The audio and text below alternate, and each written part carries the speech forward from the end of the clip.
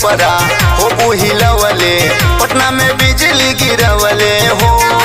बक्सर में तोहरो उड़ल बा धुआं, बनका में ठुमका लगवले हो। सही में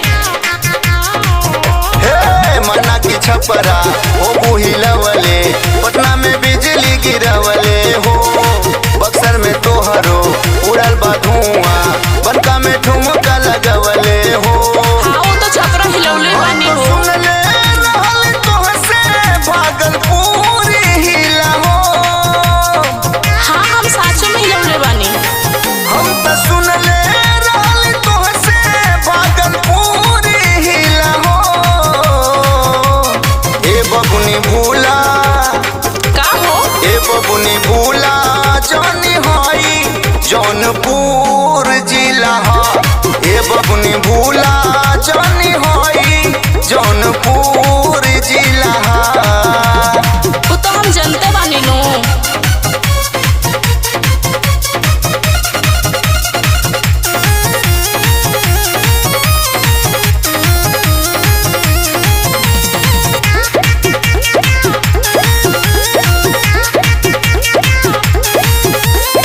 मुंगेर में माचल रहल तहलका, यही से ले दारू हल्का हो।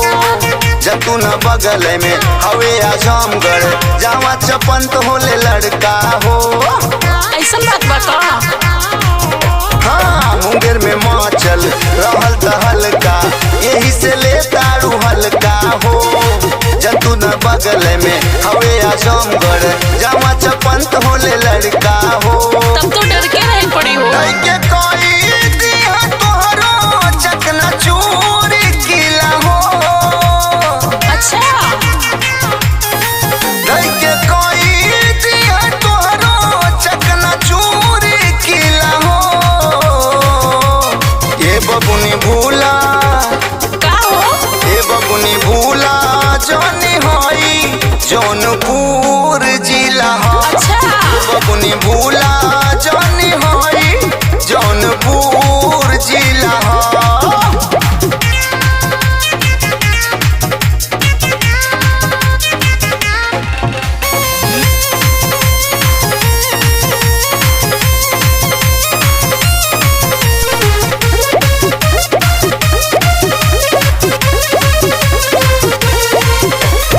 चला उड़ावा देखल जाई गर्दा, बिहार से उठ जाई पर्दा हो। पता लगाई लू पड़ल बपाला, हम हई जौनपुरी मर्दा हो। वो तो हम देखते बानी। चला उड़ावा देखल जाई गर्दा, बिहार से उठ जाई पर्दा हो। पता लगाई लू पाला पड़ल रहल, हम हई जौनपुरी मर्दा हो। जे पियौरी हजारी मजबूत मिला हो।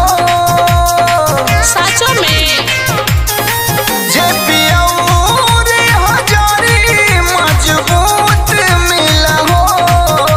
साचो में का।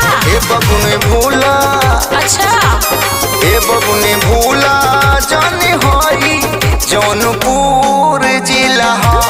ए बबुनी